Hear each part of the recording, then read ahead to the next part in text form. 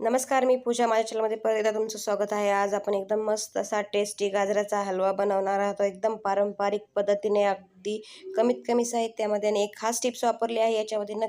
Try करा आणि natural कसा आणायचा हे पण सांगितलेलं आहे. चला तर वेळ न घालवता रेसिपीला सुरुवात करूया. बघा, इथं मी पाव किलो गाजर घेतलेले आहे. ते छान खिसून घ्यायच्यात. वरचे जे थोडीफार माती लागलेली असते ते पूर्णपणे काढून घ्यायचे आणि त्यानंतर पण आपल्याला हे स्वच्छ धुवून घ्यायचे अशा प्रकारे.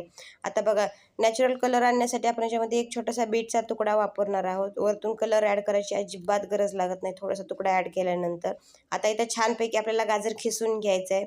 तुमच्याकडे जी खिसणी असेल त्याने तुम्ही खिसू शकता. मी तसं बारक्या साईजची होती त्याने खिसून घेत आहे. एकदम छान रवाळ आणि दाणेदार असा हा आपला गाजराचा हलवा बनवून रेडी होतो. बघा, अशा प्रकारे इथे मी सगळं गाजर खिसून घेते आणि बीट पण खिसून घेतलेलं आहे, तुम्ही पाहू शकता. आता कढई गरम झाल्यानंतर त्याच्यामध्ये मी 2 टेबलस्पून साजूक तूप घेतलेलं आहे.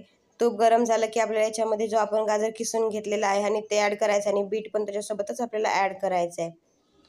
त्याने एकदम कलर छान येतो. आता हे छान मिक्स करून घ्यायचं आहे. 2 ते 3 मिनिट आपल्याला हे छान परतवून घ्यायचं आहे. छान हे मिक्स झाल्यानंतर झाकून ठेवून 2 मिनिटं वाफलवून घ्यायचे आपल्याला. बघा, आता मी झाकण ठेवत आहे आणि 2 मिनिटं हे वाफलवून घेत आहे. एकदम छान टेस्टी, आणि दूध पण याच्यामध्ये जास्त ॲड करायची गरज लागत नाही. कमीत कमी साहित्यामध्ये हा तयार होतो. 2 मिनिटं झाली की आपल्याला झाकण काढून परत एकदम छान मिक्स करून घ्यायचं आहे. हे फक्त आपल्या तुपातच एकदम छान फ्राय होतं. एकदम छान साजूक तुपामध्ये परतून निघतो. त्यानंतर आपल्याला याच्यामध्ये 1 वाटी दूध ॲड करायचं आहे. परत आपल्याला छान मिक्स करून घ्यायचं आहे. इथे दूध मिक्स करून घ्यायचं आहे. त्यानंतर आपल्याला याच्यामध्ये साखर ॲड करायची आहे. आणि याच्यामध्ये एक खास टिप्स वापरलेली आहे की जे ड्रायफ्रूट्स तुम्ही कट करून टाकता ते आपल्याला मिक्सरमध्ये बारीक करून टाकायचे आहेत. मी ते साखरेसोबतच 7 ते 8 बदाम बारीक केलेले आहेत. त्याच्यासोबत विलायची पण बारीक करून ॲड करणार आहे. त्याने आपला हलवा छान दाटसर होतो. त्याच्यामध्ये मिल्क पावडर ॲड करायची गरज लागत नाही.